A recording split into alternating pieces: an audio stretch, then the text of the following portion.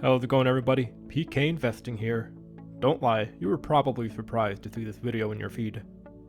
The last video I uploaded was a channel update back in June of 2022. I never planned to be away from YouTube for so long, but many life events kept happening one after the other, and I was left with very little free time for myself, let alone creating content. But good news, my life seems to have settled down, and I have a much more consistent work schedule, so expect more regular video uploads and more engagement from me across social media. Now, I feel it's only fair that I get you up to speed on everything that's happened since June 2022. At the time, it was the middle of summer. I was working full-time and sometimes even overtime. Eventually, summer ended and I went back to school for my final semester while also continuing to work. In December 2022, I graduated with a Bachelor of Science degree in chemistry, and the job hunt began. During this time, I came to the conclusion that I didn't want to spend the rest of my life as a chemist. It turned out that the parts of chemistry that I enjoyed were not the parts that were involved when it came to making a career out of the subject. So I was working full-time, updating my resume, and looking for a job. Fortunately, I was able to land an interview at a large insurance company, and a short time later, I was hired as an underwriter. The job has fixed hours, I'm salaried, and eventually I'll be able to work from home on certain days of the week. There, so now that we're all caught up, we can get into the real meat and potatoes of this video, which is dividend growth investing. Since my last video, a lot of changes have been made.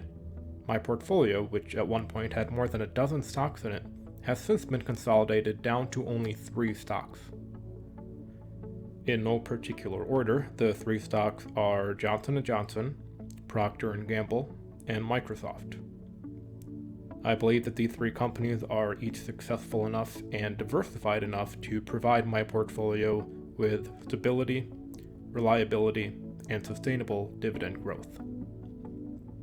But before I get into my dividends, I want to outline something regarding this channel. Now that I have time each day to work on building PK Investing, I have a lot of things in the pipeline that will finally be able to see the light of day.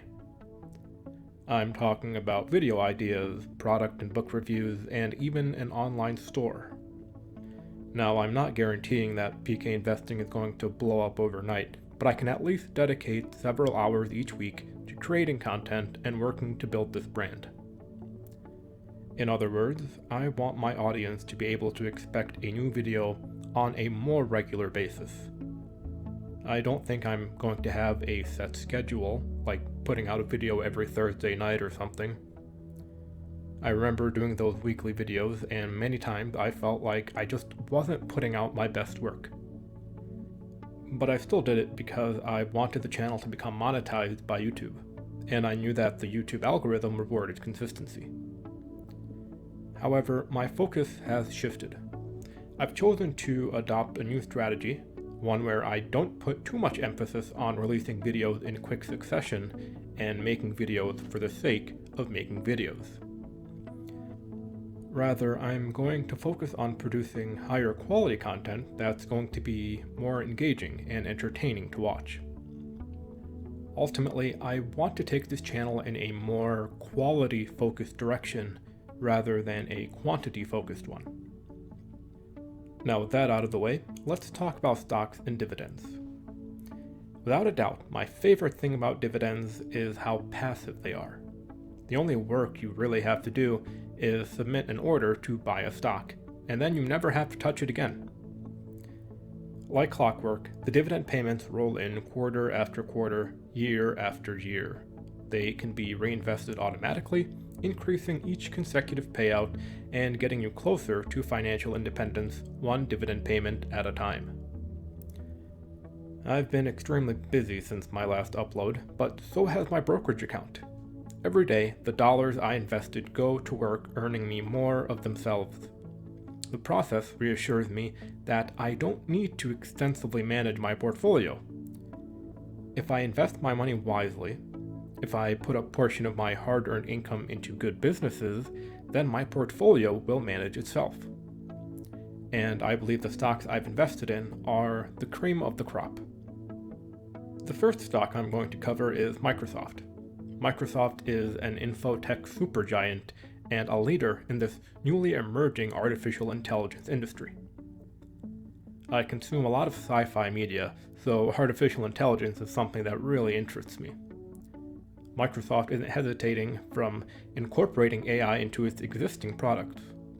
For example, they're working on a tool for Outlook that would go over your writing and make it more concise.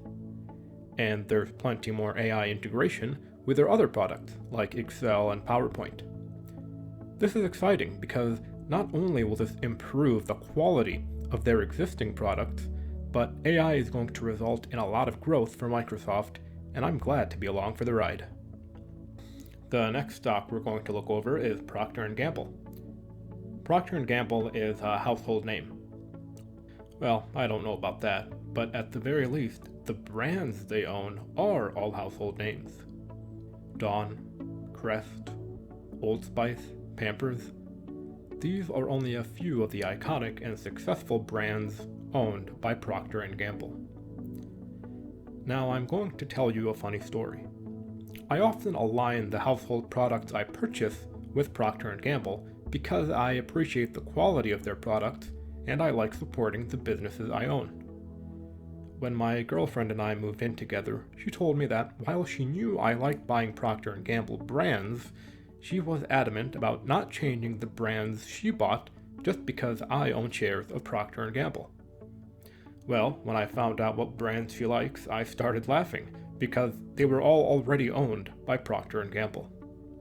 So at the very least, Procter & Gamble has a strong showing in our household. Now we're moving on to the third and final stock in my portfolio. Those of you who are familiar with my channel will not be surprised when I tell you that this stock is none other than the healthcare titan Johnson & Johnson. I've said it a million times and I'll say it a million more. Johnson & Johnson is my favorite company of all time, and thinking about owning this stock makes me feel warm and tingly on the inside. Recently, Johnson & Johnson spun off their consumer health segment. The new company, Kenvue, is publicly traded.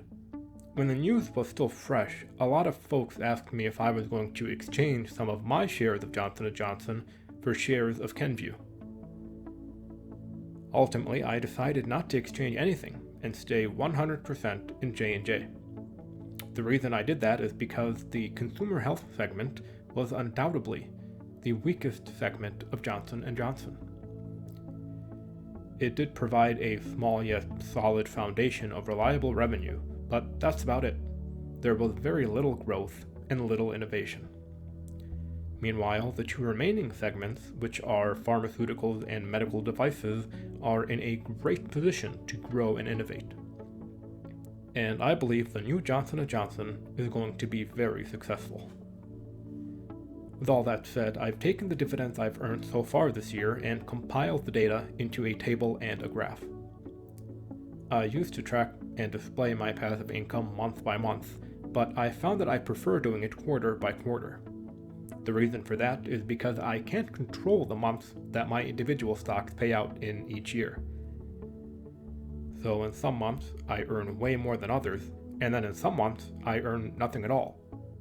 This way, it's easier for me to track growth from quarter to quarter. So from the table, we can see that I earned $210 in passive income in the first quarter of the year. Then in the second quarter, I earned $274. And finally, I earned $282 in the third quarter. That brings my yearly total to $767 of passive income. The next goal I'm going to set for myself is to reach $300 of passive income in a quarter. Based on how things are looking, I think I'll get there soon.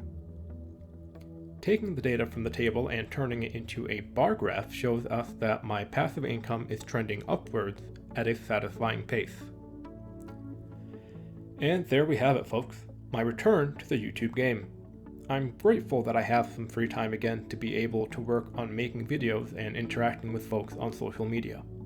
If you enjoyed watching this video, consider hitting the thumbs up button and subscribing to the channel to show your support. Thanks for watching, and I'll speak with you again real soon. I am not a financial advisor. Investing always involves risk. This video was created for entertainment purposes only.